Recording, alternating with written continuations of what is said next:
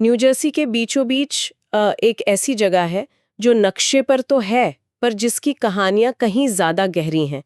Pine barons. हाँ बिल्कुल, 11 लाख एकड़ का घना जंगल, मतलब राज्य का करीब करीब 22% हिस्सा। और आज हम इसी रहस्यमयी इलाके और इसकी सबसे क्या कहते हैं मशहूर लोक कथा जर्सी डेविल की परतों को खोलने की कोशिश करेंगे। हाँ, और हमारे पास इसके लिए कई तरह के स्रोत भी हैं, जैसे पुराने दस्तावेज हैं, कुछ वीडियोस के विश्लेषण हैं, विश्वकोश की जानकारी है और पाइनलैंड्स कंजर्वेशन अलायंस की भी कुछ बातें हैं। अच्छा। तो इन सब के जरिए हम यही समझने की कोशिश करेंगे कि भाई ये जर्सी डेविल की कहानी ये आई कहाँ से, कितनी सच्चाई है इसमें और क्यों ये आज भी लोगों को डराती है या सोचने पर मजबूर करती है। तो चलिए सीधे शुरू करते हैं उस प्राणी के हुलिये से। कैसा बताया जाता है इसे अक्सर?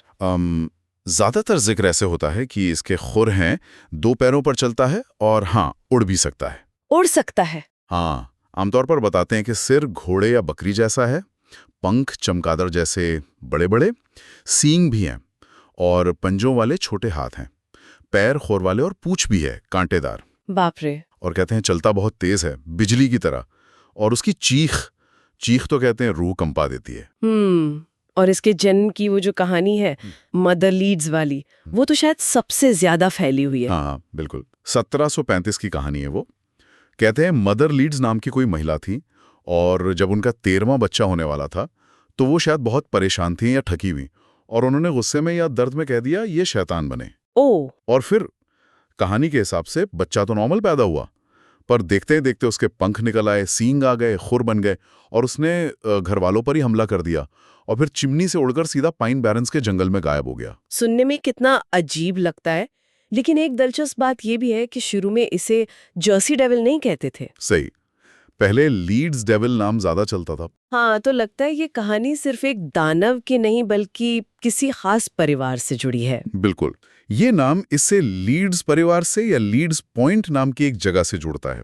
असल में 17वीं सदी के आखिर में डैनियल लीड्स नाम के एक सर्वेक्षक थे, क्वेकर थे वो। अच्छा। वो अपनी पंचांगों में, मतलब कैलेंडर जैसी किताबों में ज्योतिष के चिन्ह इस्तेमाल करते थे। ये बात उनके समुदाय क्वेकरों को बिल्कुल पसंद नहीं आई, तो उन्होंने उन्हें समाज से निकाल दिया, यहाँ तक कि शैतान का साथी भी कहने लगे। सिर्फ ज्योतिष की वजह से? हाँ, उस जमाने में ये बहुत बड़ी बात मानी जाती थी उनके लिए। फिर उनके बेटे हुए टाइटन लीड्स, उनका बेंजामिन फ्रैंकलिन के साथ भी किस्सा जुड़ा है। हाँ, वो पंचांग वाला झगड़ा जिसमें फ्रैंकलिन ने मजाक में टाइटन की मौत की भविष्यवाणी कर दी थी और बाद में उसे भूत भी कहा था। हाँ, बिल्कुल वही।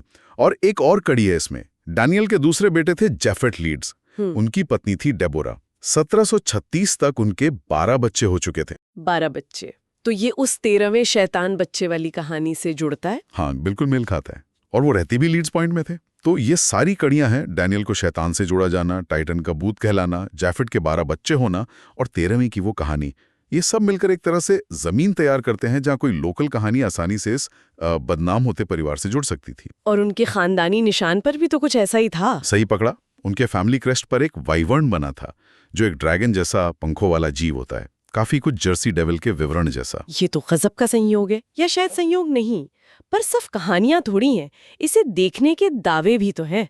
कुछ पुराने किस्से भी सुने, जैसे नेपोलियन के भाई जोसेफ बोनापार्ट ने देखा या कमोडोर डेकाटोर ने। हाँ, वो शुरुआती दावे हैं, जैसे बोनापार्ट का करीब 1820 का और डेकाटूर का शायद 1819 या कुछ लोग 1909 भी कहते हैं। डेकाटूर ने तो कहते हैं तोप का गोला भी दागा था, पर वो आर पार निकल गया। तोप का गोला भी बेअसर? कहानी तो यही है, लेकिन असली जो सनसनी फैली वो थी जनवरी 1909 में। एक हफ्ता था वो। हाँ, 1909 वाला हफ्ता। पूरे दक्षिण जर्सी और फिलाडेल्फिया तक अचानक सैकड़ों लोगों ने कहा कि उन्होंने या तो उसे देखा है या उसके निशान पाए हैं। किस तरह के निशान? बर्फ में अजीब से खुरों के निशान मिले, छतों पर, खेतों में। फिर खबरें आईं कि कहीं ट्रॉली कार पर हमला हुआ हेडन हाइट्स में, तो कहीं कैम्पडन में एक सोशल क्लब पर। बाप रे। पुलिस ने भी कैम्पडन और ब्रिस्टल में गोलियां चलाईं, पर कहते कोई असर नहीं हुआ। सोचिए जरा कैसा माहौल रहा होगा। डर इतना फैल गया कि स्कूल बंद करने पड़े, लोग घरों से निकलने में डरने लगे। बिल्कुल, शिकारियों की टोलियां बन गई उसे ढूंढने के लिए। $10,000 के इनाम की अफवाह भी उड़ी थी। और उसी बीच वो धोखा भी हुआ था ना, कंगारू वाला। हाँ, नॉर्मन जेफरीज नाम का एक शख्स था फिलाडेल्फिया में। उसने एक कंगारू पर नकली पंख चिपका दिए और उसे जर्सी डेविल बताकर दिखाने लगा। वो धोखा जल्दी खुल गया। लेकिन उसके बाद भी तो दावे आते रहे। हाँ, दावे रुके नहीं। 1840 के दशक में जानवरों के मारे जाने की घटनाएं हैं। फिर 1927 में एक टैक्सी ड्राइवर का किस्सा है। 1951 गिब्सटाउन में। 1960 के दशक में भी कई बार सुना गया, और हाल के सालों में भी, जैसे 2004 में लोरी विंकलमैन का दावा। जो चश्मदीद हैं वो अक्सर डर, तेज चीखें और लाल चमकती आंखों का जिक्र करते हैं। लेकिन इतने सारे दावे, इतनी कहानियां, क्या इसके पीछे कोई और ज्यादा तार्किक वजह भी हो सकती है? क्या ये सब सिर्फ कल्पना है? हाँ, कई स्पष्टीकरण या सिद्धांत हैं इस पर। एक तो है गलत पहचान का सिद्धांत। गलत पहचान मतलब कि लोगों ने शायद किसी जाने पहचाने जानवर को देखकर उसे गलती से कुछ और समझ लिया हो। जैसे सैंड हिल क्रेन, जो एक बड़ा सारस होता है, या ग्रेट हॉर्न्ड आउल, बड़ा उल्लू, या शायद कोई बड़ा चमगादड़। उनकी आवाजें भी अजीब हो सकती हैं रात में। पर क्या एक सारस या उल्लू वाकई घोड़े जैसे सिल और चमगादड़ जैसे पंखों वाले जीव जैसा दिख सकता है? जिन्होंने करीब से देखने का दावा किया है, उनके लिए ये शायद काफी ना हो। सवाल तो बिल्कुल सही है। इसीलिए दूसरा नजरिया इसे लोक कथा या बूगी मैन की तरह देखता है।